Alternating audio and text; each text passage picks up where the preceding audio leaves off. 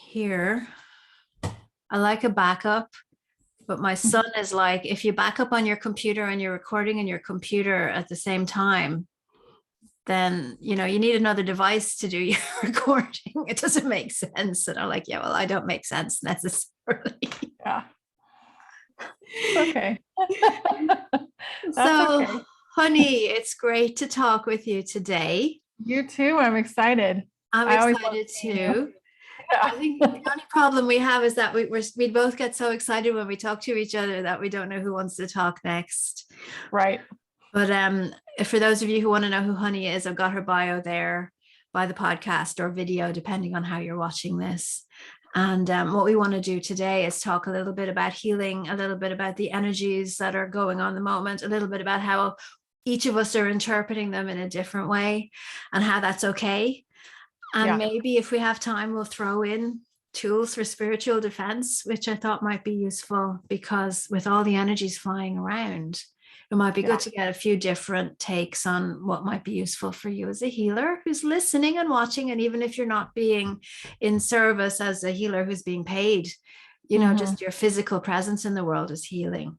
Right. And that could be all that that's enough to be doing right now. So there's a hell of an introduction. So where do we start? Why don't we start with the energies that are going on right now? I feel like they're kind of nuts and heavy. And I notice my clients are like, they're accumulating energy that isn't theirs right now. So it's like they're transmuting energy for the collective, but it's really like sticky. So getting it out, is really important, like getting that energy out of your body. And if you're feeling like lethargic, that means you're carrying probably more energy than you need to, which I know I have been. Yeah. So that's been really interesting. And what's going on with the sun. Okay. Yeah. There has been a lot. I've actually been posting in my Telegram group, the KP index. And people are like, what is it? What is it? And I'm like, oh my God, I'm so exhausted today. And it was KP5. And I'm going, oh, I understand that now. Yeah. So do you use that scale, the KP scale, or do you just feel into it intuitively? I just kind of know in the morning, like what's happening, kind of thing. Because sometimes I get started with appointments like at 6, depending on their time zone. And that will just be like a quick body energy appointment, which I call zone technique.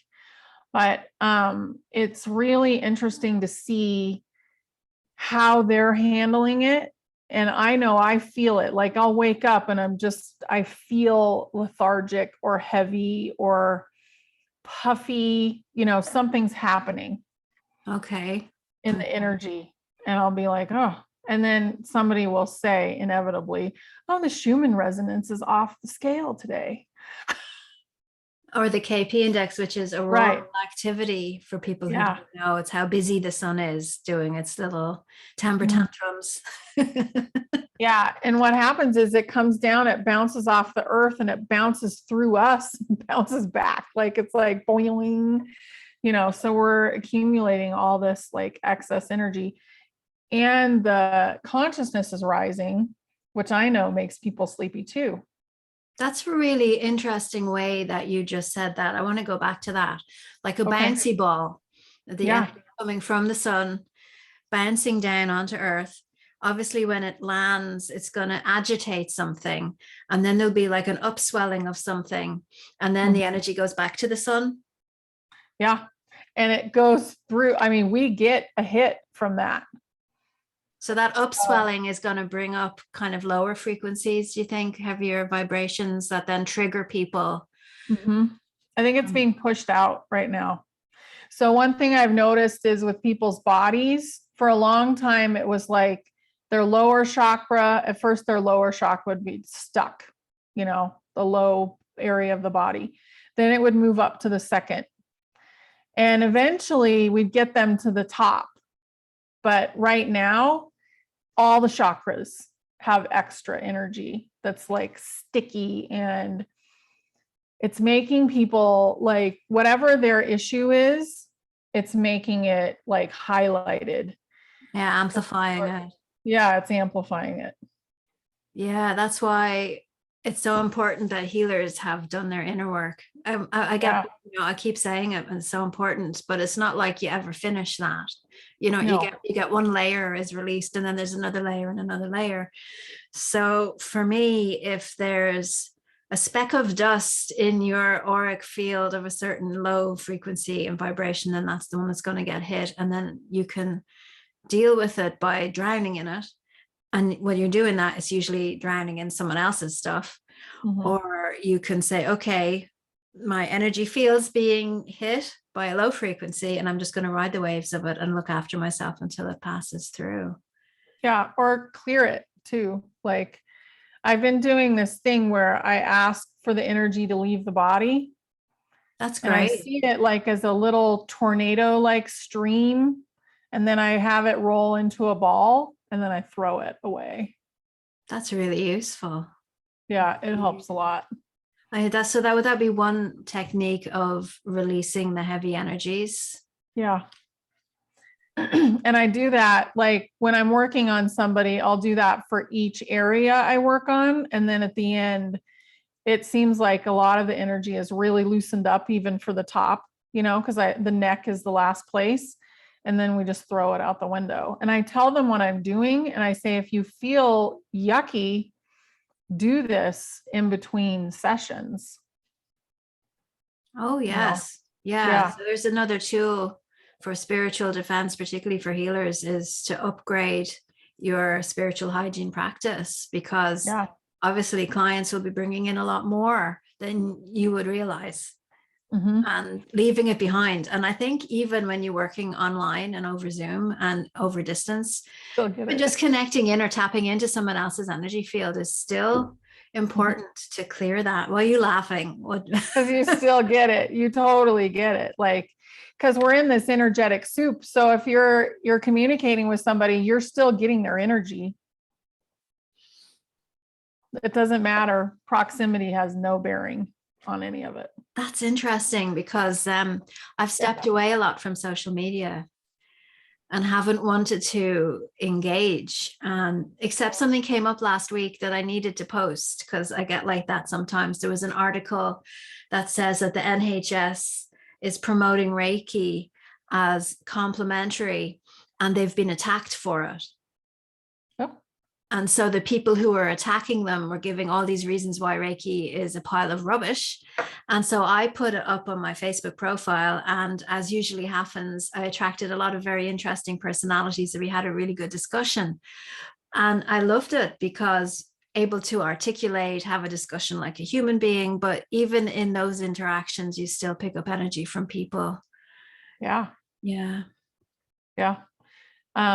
Have you ever heard of Greg Braden? Yeah. Yeah. So remember that experiment where they had like the soldier and then they swabbed his mouth and they took his DNA 400 miles away, and then they would do things to him and the DNA would react. Oh my gosh. No, I hadn't heard about that. Yeah. So that just proves like, your energy can go wherever you are. That's entanglement theory, isn't it? Yeah. I was like, wow, mind blowing. That is amazing. Yeah. So yeah. So I do an exercise with people. So here's another tool for self-defense, where you take a moment to center yourself in the present moment, whenever that is. And then you call your energy out of social media or out of the internet. And because we're so visual, it's difficult. Like, how do I do that? What does the internet look like? So I just use the phone. Just say, pull it out of the phone, pull it out of the Facebook app, pull it out of the web page, pull it out. But then it comes back dirty. So you need to kind of wash it or something, just imagine getting cleansed. You can use, there's this certain light that I like to use, and you can call it either universal intelligence or you can call it God's light. Mm-hmm. But it looks kind of like a Christmas tree light, really soft. And inside of it is gold. So little sparks of gold. So you can use this light to cleanse. And you can take this light and like create like a sponge inside of you, or pour it in, and then yank it out and then throw it into the sun. And it takes away a lot of like ego energy and stress and everything with it. Oh, I have never heard of that. So that reminds me of like the sticky tape to take the cat hairs out, only it's going inside. Yeah. I have a lot of cat hairs at the moment. Me too. Yeah. It's very helpful. Sticky tape. Can you describe that again? Just for people. Yeah. So just imagine like your body is hollow. So imagine your body is kind of a hollow vessel. And then you can just pour it in, or you can ask a beam to come into your body. And then you just say to it, I want you to take all the stress, all the ego, everything out of me. And then you take it out and you throw it off into the sun. So that energy still gets used, but you get clean. That is beautiful. I really like it. This is why it's important for people like us to talk to each other and bounce ideas off each other, because we come up with different things. Mm-hmm. And what I've noticed lately is that the old things don't necessarily work as well. So you have to play with the imagination and play with what you're feeling and allow yourself to feel more. But also another thing that's important for empaths, which is a really good tool, is to know that it's okay to not feel everything, and that you can turn it off and get a break, get a night's sleep or something like that. So yeah, we don't have to absorb everything from everywhere. I mean, we can say no. You can also put a bubble around yourself that says no, and I like to use green for that, like a green bubble of protection. So you think of it as like the Green Lantern movie, that color green, and it will just keep the energy that you don't want outside. And because everybody sees things different, it's okay to choose a different color and then different shades of a different color. It's about the intention that you hold as to why you're doing it. And I think when everybody is a different frequency, I mean, before we started recording, Honey and I were just talking about how different people that we know are interpreting the same energies in different ways because we're all different, and, and how that's okay. And so, you listening might need an orange bubble of protection or a purple bubble of protection, whereas Honey's green, and maybe tomorrow you might need to do a different color. So yeah, that's the thing, isn't it? That's what I've noticed when I work with people and they have a ritual. Every morning I wake up and I say this prayer and I do this thing and I do the other, that I say to them, okay, but do you do it on automatic pilot, or are you fully present to the power behind the words that you're using in your prayer? And do they still suit you, those words, those energies, or do you need to change them? And I think a lot of people prefer a structure, so they empower the structure rather than empowering themselves. And then when the structure doesn't hold them because it's not mapping to what's available, then they feel powerless. So it's about taking the structure, the elements of that structure, and absorbing them and embodying them, so you feel strong enough to say, okay, what do I need to do today? And one of the things I admire about you, Honey, is you have such a fabulous relationship with your higher self that you can just like be really quiet and just hear everything you need. Mm-hmm. The thing too is to use your creativity, like even if you're not really completely like comfortable with tapping in, you can use your intuition. Like if it comes into your head that, oh no, I shouldn't use green, that's not the color for me, but blue is, or, purple is, then go with it, because that's actually your little voice, which is your higher self, or people could call it God's voice, coming through and giving you the answer. So inspired creativity is really important during this time because everything's changing. Do you know what just came up for me as you're saying this? One of the things I learned many years ago is that your first interpretation of a dream is the true interpretation. And if you then build another interpretation after that, then you're actually skewing it or distorting it. So let's put that into context. Then for a healer, somebody writes to you and wants a healing session with you, and your first response is, no, I can't work with this person. And then you talk yourself out of that because you need the money, or you feel that you need to be of service to everybody that connects with you. Then you should go back to that first interpretation, go, okay, I got how would you call it? It's like, not necessarily like an inkling of, ooh, yeah, it's a no, or a dip in the field to get to know your yes and your no. So that if you get a no, to go, okay, I'm going to sit with that. I don't have to be here for everybody. And to realize something that I've really noticed, I'm sure you have too, is that there's a new cohort of very capable healers waking up and stepping up. I mean, it used to be 10 years ago, there weren't very many of us, but now there are people who are really strong, really powerful, and really, really good. So if you don't feel that you can take this client on, there's going to be someone else who will do it. Yeah. Yeah. Don't feel like you're the be all and end all of everything. Because if it's not right, they'll find the right person if they're supposed to. Yeah. And maybe they need to sit with it too for longer. It's not that, because people seem to have this need to get out of their discomfort really quickly, rather than sit with it and unravel it and open it and find the gifts within. Yeah. And that's really missing out. It's a message. Yeah. It's a message. Any illness is a message. So why did you get it? Where did it originate? Why did your emotional body get upset and then upset your physical body? Because if you can get rid of the origin or neutralize the origin of where it came from and then heal the physical body, then it's truly gone and you've actually gotten the message as well. Yeah. Yeah. But if you're just healing the physical body without healing the spiritual, or even looking at the energetic, it's just going to persist. It'll just come back. So I would like to ask you how people listening, your opinion, because you're really good at this, can really get a stronger connection to their higher selves, so that when they start doing these things that we're talking about, that they feel more confident doing them. Do you have any tips for us? One of the things that, there's programs to do it, but one of the things that I really like to do is just to be still.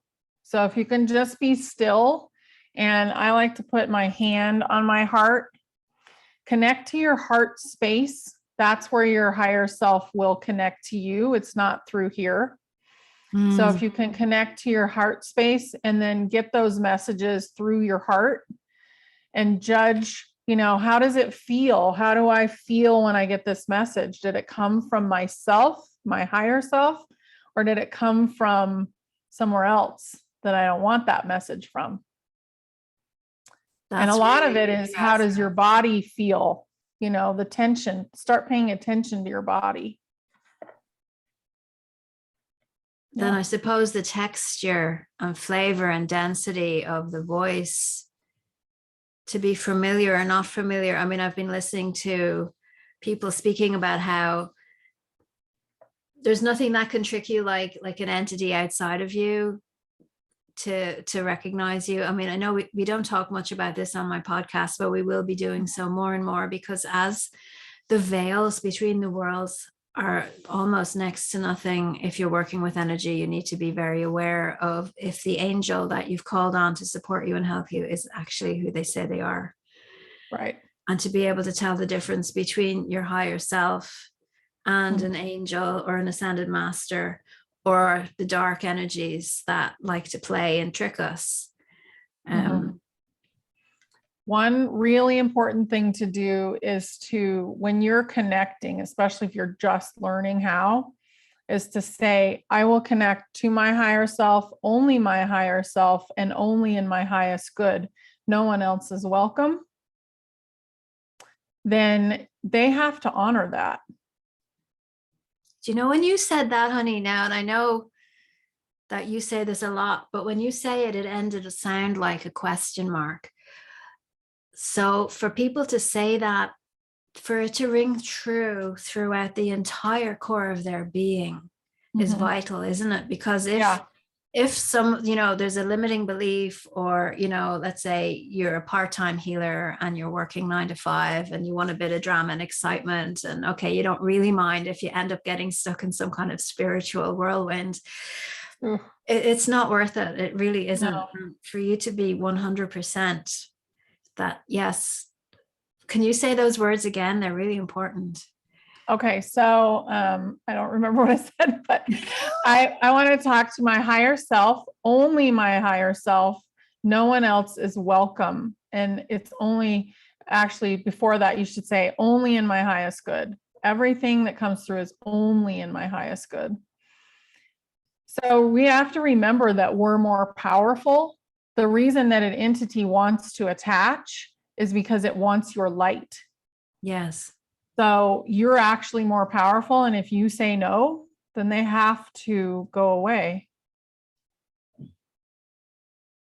Yeah. So I was listening to Michael Feely, and if people have never heard of him, you can go look him up, particularly on YouTube.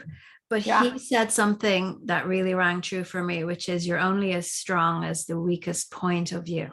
Mm-hmm. Your weak spot is, that's that. So you have to find your weak spots and strengthen them up.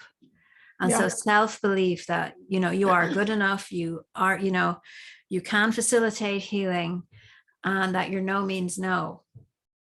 And there can be a lot of inner child work needed for you to really clear that no to mean no. And it's worth doing all that work. You really need to do the work. Mm-hmm. So I suppose a spiritual tool for self-defense would be knowing your weaknesses so you can doubly protect yourself if you're going somewhere where you think you'll be triggered. Right. And be willing to heal them before you start healing other people. Be willing to constantly work on yourself as well.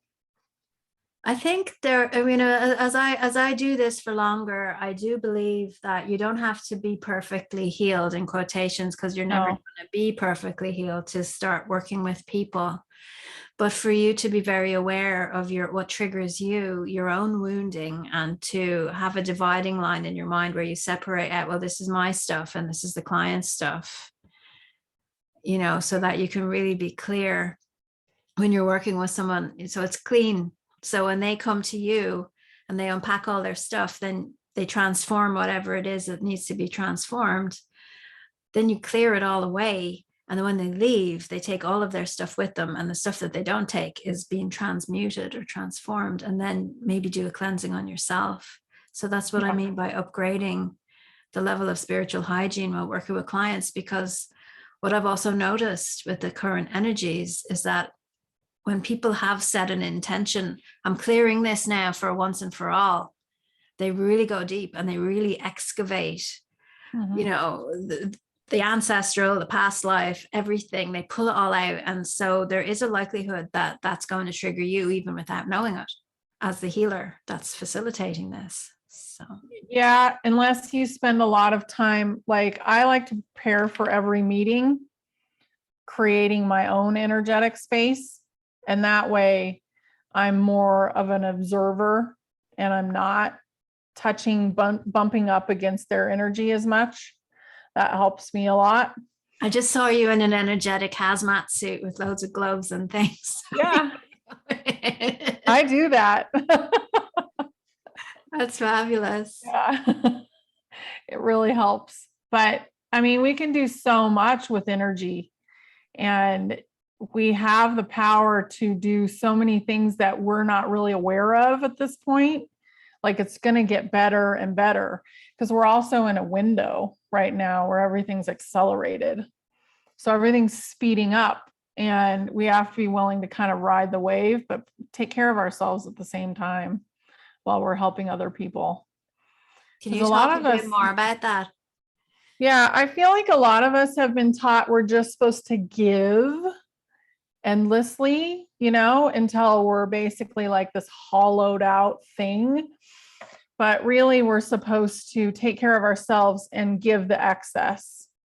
So if you're really good at taking care of yourself, then if you think about like a teacup and you have a saucer, This is my favorite analogy. If you have a teacup and you pour in the tea and you let it spill over, give everyone else the saucer.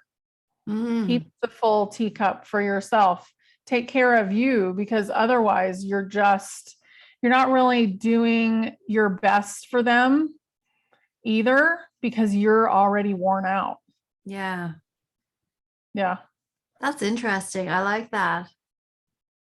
I would see that as the champagne glasses, you know, the way they make the pyramid at a wedding, say, and they pour in the champagne into the glass and it spills down and spills down. And that's the cascade of the effect that we have, you know, with God's light coming through you, and then it goes into everybody. And what's beautiful is that I think more and more people are realizing that we all have access to this. Yeah, all of us. We're all amazing beings with the spark inside of us that comes right from God, right from source. We have this spark and we can use it. We've just been talked out of it by society. So just tell them, I don't want that anymore. I want to be who I am, you know? It's funny. Well, what we're saying is so simple on one level, but on another level, it's incredibly difficult. It can be. Yeah. Because you have to weed through all the little things that created that feeling inside you. It's like staying big, staying powerful, and then walking into a room full of people, or going into the city center, say, when I go in, and then suddenly it's like, oh my God, and then you automatically just want to fit in, or you change your shape. And it takes practice and awareness to say, I am safe. Get your bubble out, you know, and you hold that frequency. And what I'm discovering also, I don't know if you are, is that more and more people who are made, you know, empathic, who have psychic abilities, as well as waking up to these abilities, are finding each other. Yeah. And being able to talk about it more. And we have language to put around what we see, feel, and experience, where we might not have had that before. And it's just wonderful. It is, because you would have been seen as the weird person in the past. And now it's like, oh, there's like 20 other people that I know that are similar to you. So maybe you're not so strange anymore. Yeah, it's funny. Yeah. It's like the conversation I had with my brother today. And he's like, I'm going to get my full medical workup and get all my bloods done. And you really should do that too. And I said, well, I don't ascribe to the same system as you do. So you go ahead and do that. And while you're there, make sure you take this test and that test as well. And that was it. He didn't attack me, didn't say you have to do it. I said, no. So yeah, they're just used to me at this stage. Yeah. But I think the more of us do that, it's creating the pathway through the jungle that stops growing back over itself, and more of us are taking that path. And it's actually really great. It takes some getting used to see more of us here after being here alone for so long. But, you know, it's nice though. It feels really nice. And I also feel like there's this, like the collective is more ready for it now. And also being willing to say, those are that's your blocks trying to bump up against me. And I don't want them. Yeah. Like, you know, just keep them to yourself and go do what you want. It's fine. That's your lesson, your reality. I'll take mine. I'll take responsibility for me. And to be more authentic in conversations, the richness, there's so much more to be had now. Yeah. You know, and when I even speak to people who aren't, let's say, spiritually awakened, even they've switched off the TV and and the news, and that's creating a space for them to grow that wasn't there before. You know, I think the fear porn industry has dropped so low that even the people who haven't shifted have noticed, you know, drift, you know, and so without the constant bombardment of that frequency, it really opens them up like the plant to just grow towards the sun more. And then as they grow, they go, oh, this feels good. I want more of this. And then they go more and more. So yeah. And the frequencies on the planet are changing too. So it's like, it's almost like it just feels so icky because they're broadcasting a frequency as well as their information. So you're like, oh, that feels really gross. We're going to turn that off. Yeah, I say that to people too. It's those low frequencies, the 3D matrix of fear that wants to keep you trapped as a constant bombardment. And also, you know, you can tell a fairy story. I mean, I do that a lot. Like somewhere on the moon, there's a satellite that's broadcasting to Earth, you know, to wipe your brain and make you forget everything. And there's another one that's broadcasting a frequency to pull you into fear. And you have to not tune into those deliberately. And I think even just thinking that way can help somebody shift a little bit and go, okay, well, I'm not actually hearing the joy. Is there somewhere where there's beautiful energy, like classical music station that just wants love and beauty and peace? And can I tune into that one instead? And I have an exercise that I've been doing for years where you spend a minute to actually find that frequency, and then you breathe it in, and then your body relaxes when you do that. So if you were to breathe it in, and from what you're talking about, how each energy center or chakra is getting bombarded, and then if you deliberately breathe in peace and beauty and love into each of those energy centers, which brings me to then grounding. How are you finding grounding at the moment? What way are you doing it? I have a grounding pad. So I have a grounding pad when I'm doing, you know, that's an actual physical thing. Yeah. Yep. So, and it was created by the people that did that earthing movie. Okay. Yeah. So it basically plugs into the wall, into the ground of the electricity. So it just plugs into the little round hole, and that's it. Right. Okay. And I don't know how it is in Europe, like what you're. I haven't seen one here. I just plug directly into the ground. Yeah. But that's better, because I feel like we can let go of more if our bare feet are on the ground than we can with a grounding pad. But if you're doing a lot of electronic stuff, like I have this, so this is organite. Okay. So that's, so for those listening on the radio, it's a pyramid made of organite. So and it has shungite in it. Okay. So shungite is a really good rock for EMFs and how the electronics like bother our field. And it's really not that expensive in comparison to buying the organite, because the organite could run a lot of, you know, like hundreds of dollars for a pyramid. But for the shungite, like it's pretty inexpensive. You could spend $30 and get a lot of the same effect. So maybe have like a little bowl next to you of shungite. And that's really helpful for grounding. What else is good? There's another rock, black tourmaline. It's really good. So you like those kind of rocks. What I've been doing, I think as you're speaking, I'm seeing it's like we bounce these ideas off each other and can see more clearly what we're doing. I've been bringing my energy field into my Earth Star chakra, which is the one below your feet outside of your body, which I've not felt it in Mother Earth. You know, so let's say 10 years ago, I was bringing energy cords down into Earth through the rocks all the way through into Mother Earth. And then I came to a period of time where I felt, oh, it hurts too much and it's hurting her and it's hurting me and I don't want to do that. So I went through a period where I was grounding into other planets, and I found, you know, today I'm grounding into Neptune, and so it was kind of really interesting. Me and my clients were making spider webs across the solar system of different planets we were grounding into, but it was just to hold us in this present moment as opposed to ground us.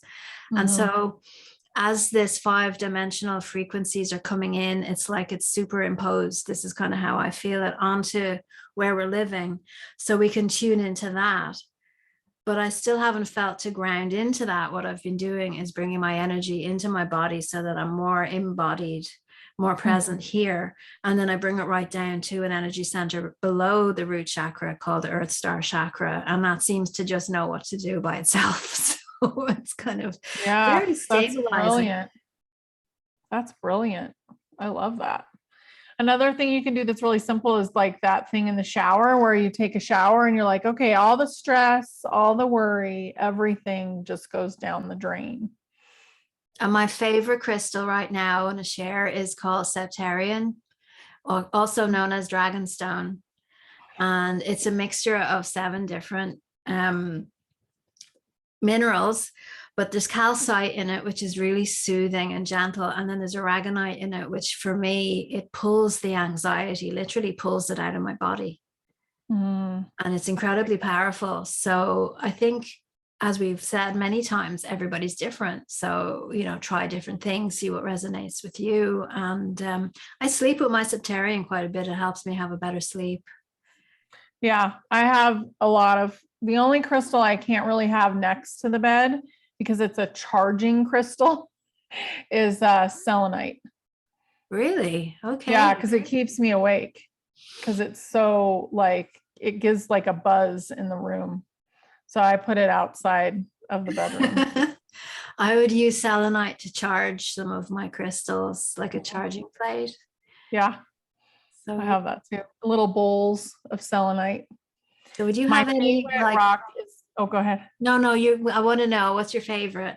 So it's orange and it's calcite. So you were inspiring me, like, and I wish I had it right next to me, but it's basically, it looks like citrine, but it's like this warm honey color and it's not expensive. So it's called, yellow calcite. Yeah, but don't put it in the sun, because this was orange and she was gorgeous and she was in the sun and now she's yellow. So calcite actually changes color in the sun. Oh, but I still love her.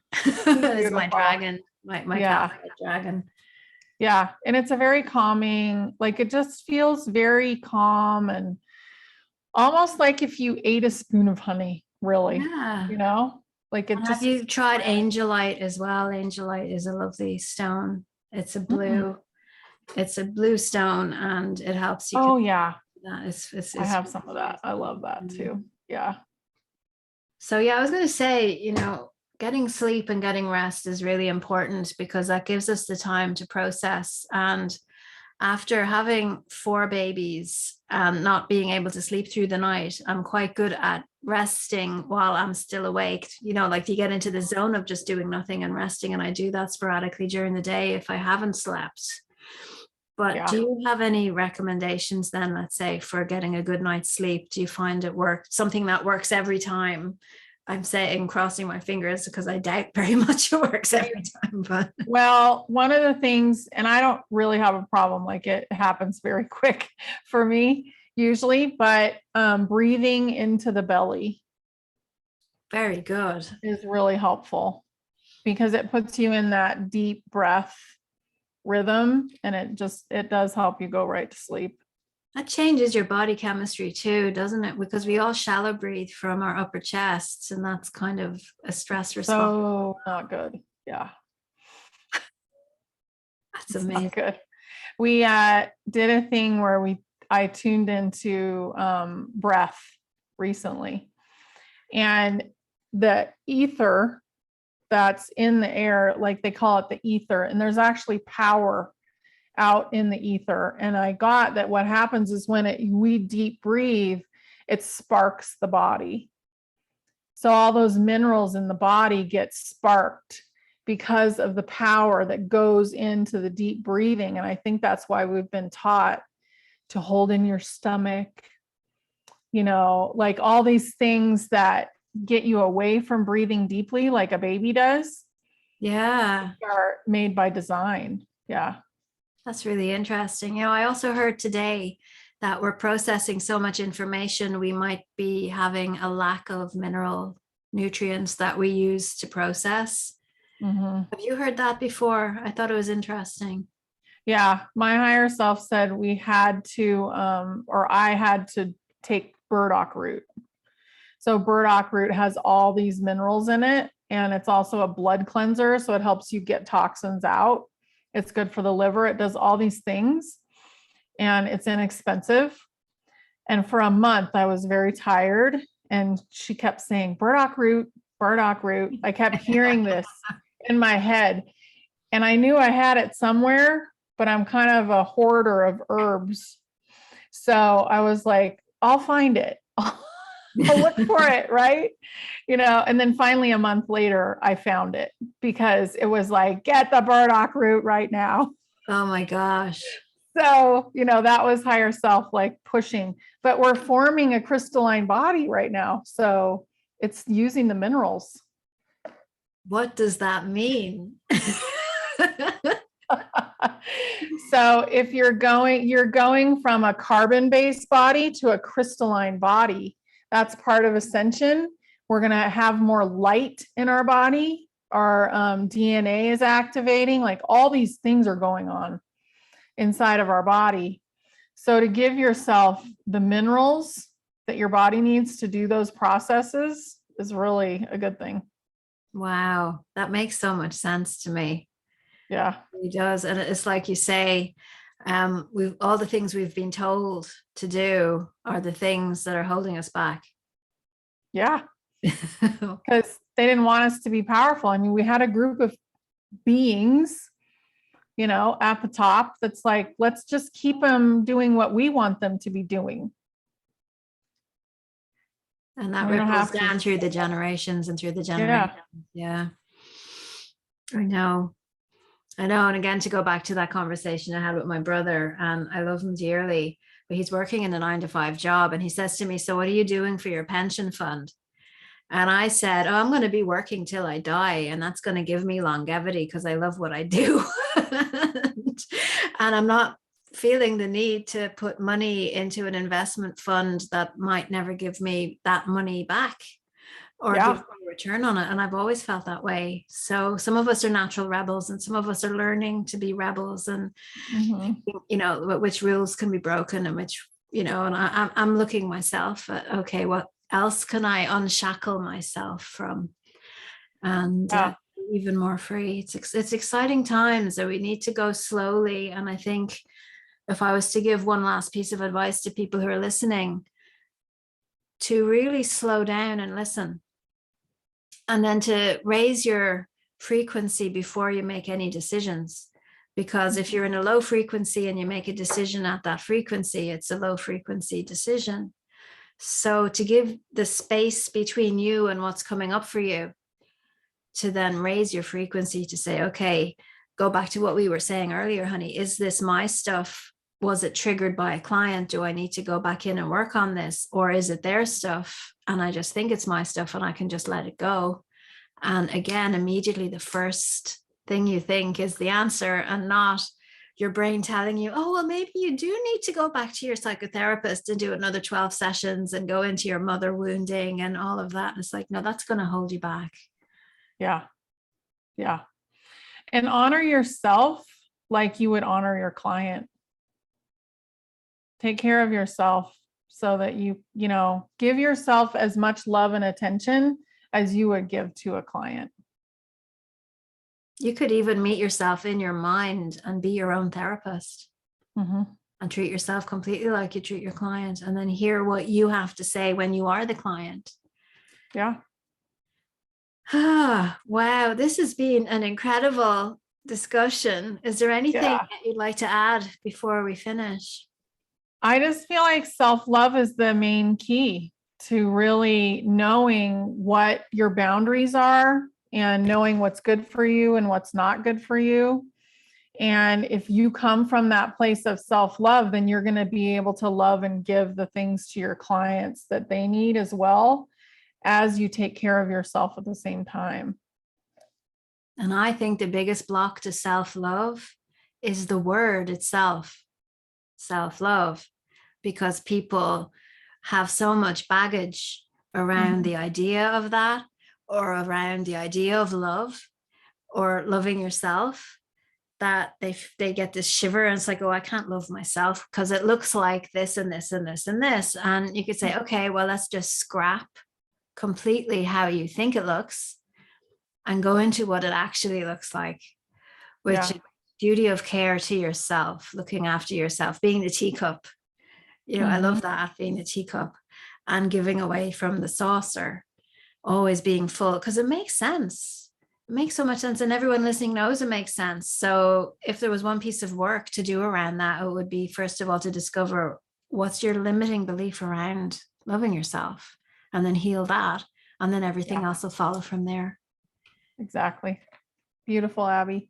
Thank you so much. Thank you so much. You. And anyone who's listening, I have some very exciting news for you. Honey and I are going to be setting up peer support. And we're going to now, after we finish recording this, we're going to make a video all about peer support for energy healers and what we have to offer, so that you won't just have to listen to people talking on a podcast, but you'll actually be able to interact with us and ask questions and feel part of a group and a community. And I think it's really needed now. And I'm excited. I know you're excited. Yeah, I'm very excited. I think it's going to be really good, and it's going to be good for the world, not just us, not just the group, like everybody. It'll just echo out.